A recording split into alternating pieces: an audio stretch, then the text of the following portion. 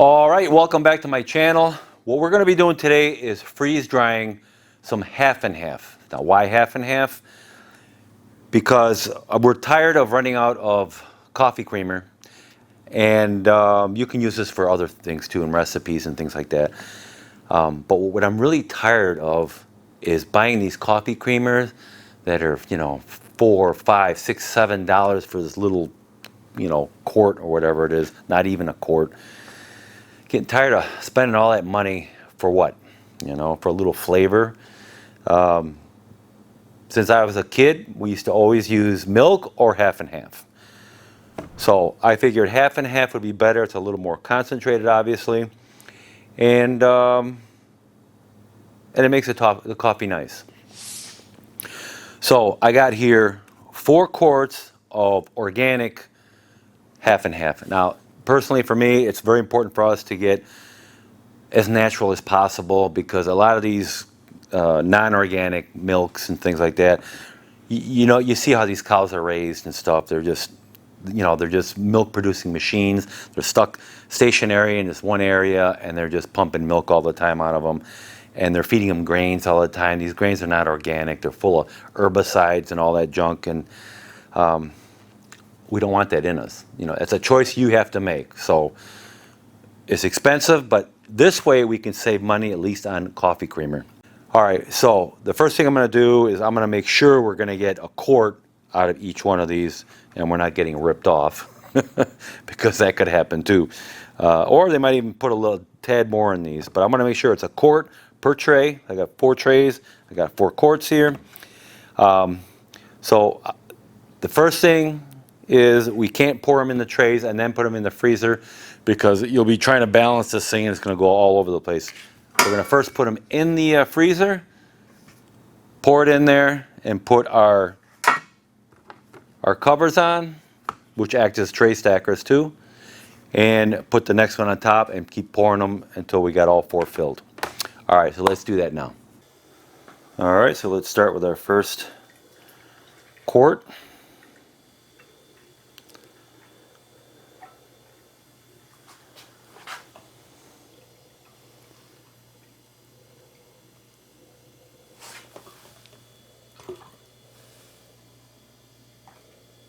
And that is exactly a quart. Actually, they do give you just a smidge extra.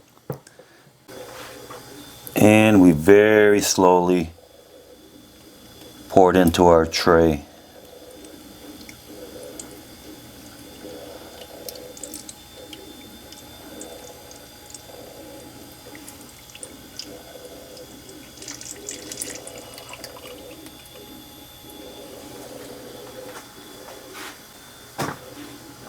And now we'll put on our cover,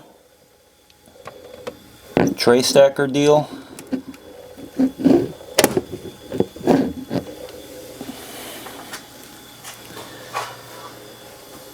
And we're ready for the next tray.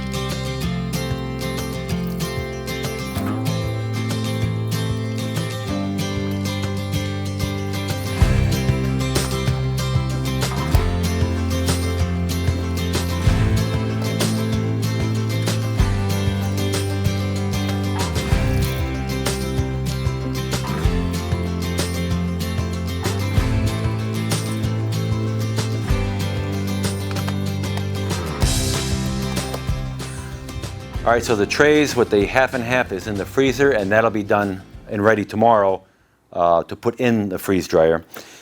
We ended up with just a little bit of half and half out of all 4.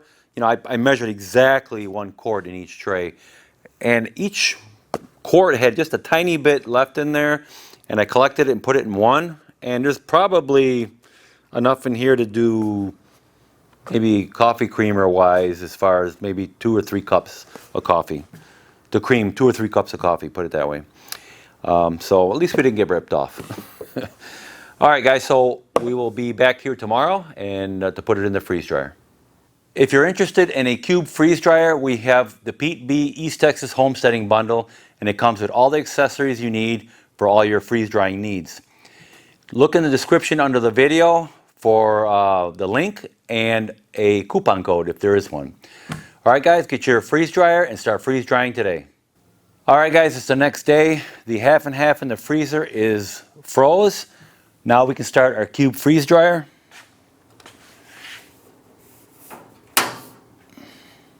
All right, now we can hit start. And our food is frozen, so we push frozen. Now we have to check our drain valve. And once the drain valve is closed, we hit yes. Now once the chamber reaches 30 degrees, we can load our food. All right, so the chamber is now ready to load the food. And now we can start loading it. That's pretty froze.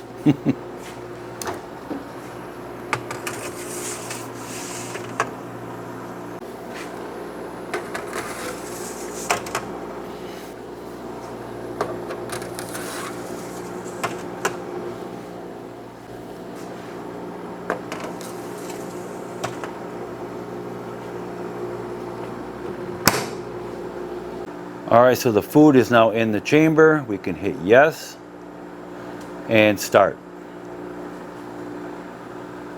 All right, so the cube freeze dryer is running. We'll see how long it takes to freeze dry 1 gallon of half and half. All right, so the freeze drying process has completed. It took just over 29 hours.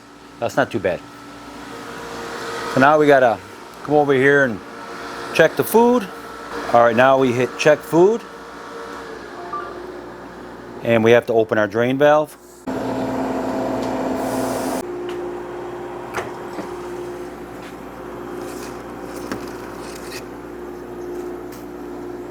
All right, so let me lay them out on the table here and I'll show you what it looks like. So I checked the food and it doesn't look like we need any more dry time, so I'm gonna put no and complete. All right, so I have it on the table here and it looks really, really dry. Very flaky, very light, and very crumbly.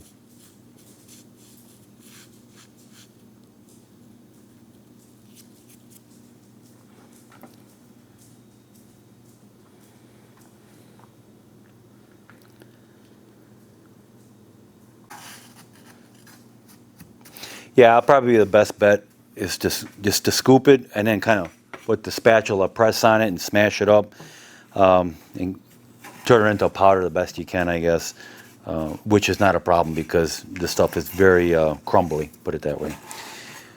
And then what we're going to do is we're going to fill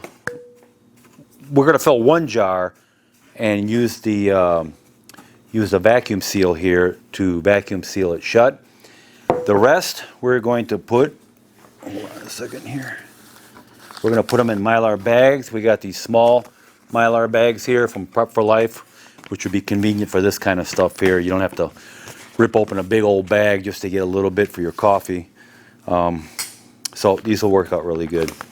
So the first thing we're going to do is fill a 1-quart jar. And I think 1 tray will fit in here, no problem. Make sure the lid is new, of course. I'm going to hold it like this.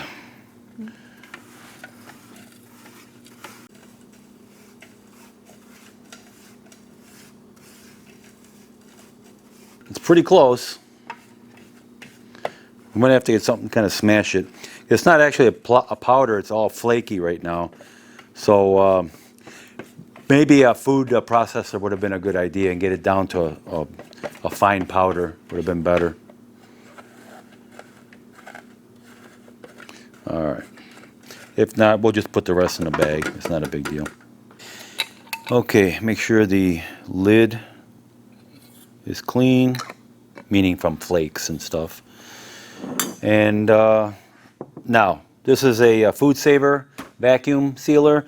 You can use whatever food saver you have. I got the wide mouth jar attachment for it. Turn it on. Ah, there we go. I had to push the accessory.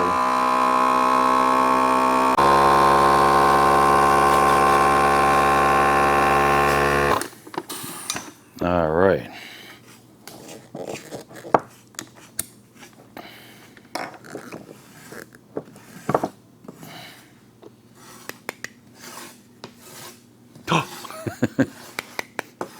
Yeah, worked good. So this is all set. You can put this away in your pantry, and in the future, whenever you need it, you just scoop it out of here, put it in your coffee, or you have freeze-dried half and half whenever you need it. Okay, that's one. What we're going to do now is we're going to put them in these Mylar bags. All right, guys. So while we fill these up here, we're going to put them away, but we're going to keep a little bit off to the side, and I want to see how well it works in coffee.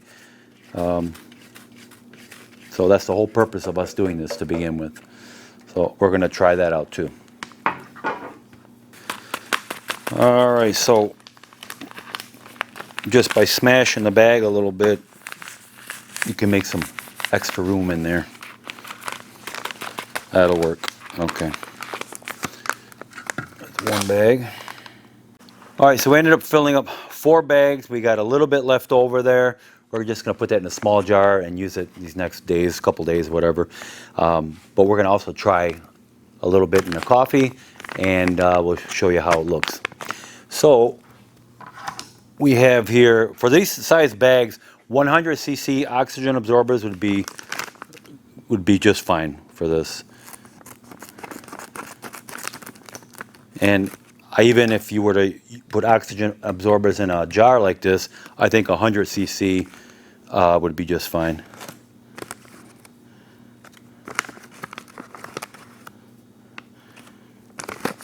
And for those of you that don't know, once you open one of these bags up of oxygen absorbers, you have to seal them up ASAP.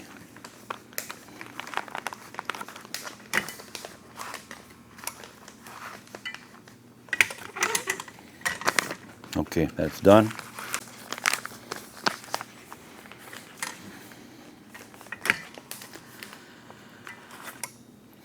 And these bags are resealable, okay? So once you cut these open, you gotta use it, you can just seal them up again. It's like a Ziploc kind of thing. All right, so let's try this a little bit in some coffee and see how it comes out.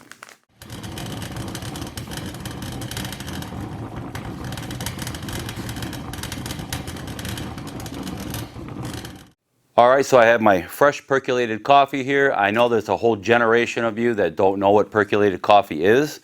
If you want to know more about percolated coffee, I'm going to put a link to a video I did over here, or I'll put it in the description. The coffee is much better tasting when you percolate it. So we put our half and half, freeze-dried half and half, in this little container, a little bit that we had left over. And we're going to use it for our coffee now. So let's pour it into our cup.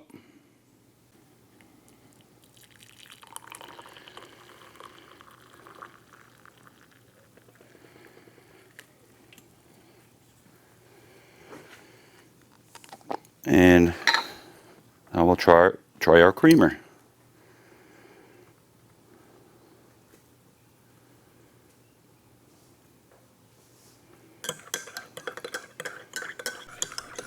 Okay, so very disappointed it didn't dissolve. Okay, for some reason those flakes are not mixing well with the water. They're staying solid. So we blended it up, turned it more into a powder. We're going to try and reconstitute it basically, and then mix it with the blender. I don't know exactly how much water to add. Oh, this is hot water. We'll try that. And let's try this again.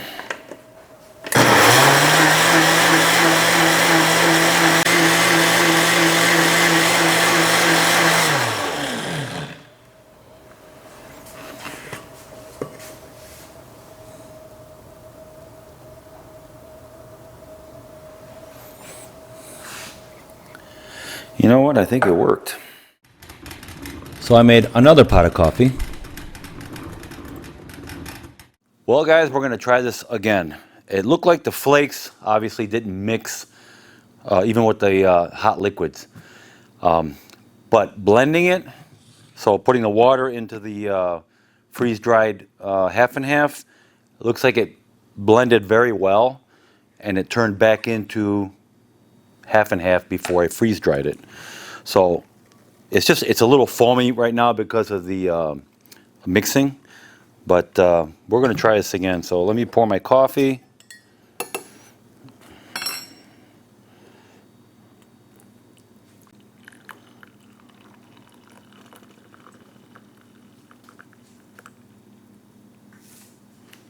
All right.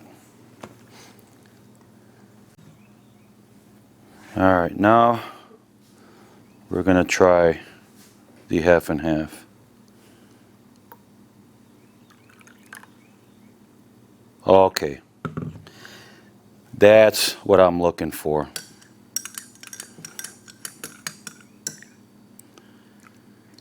Now that worked perfectly.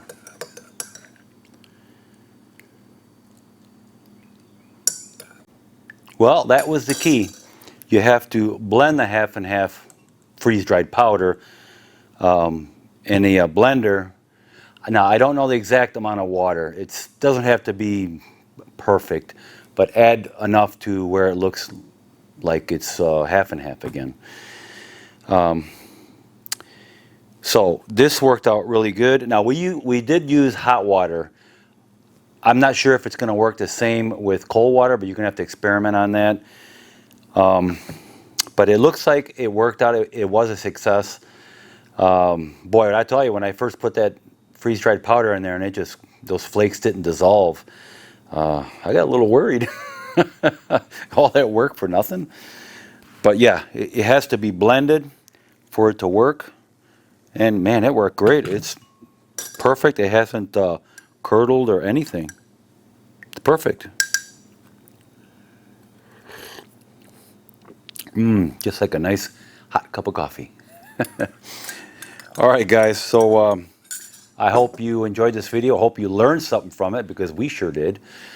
And please like, subscribe to my channel, and I will see you guys in my next video.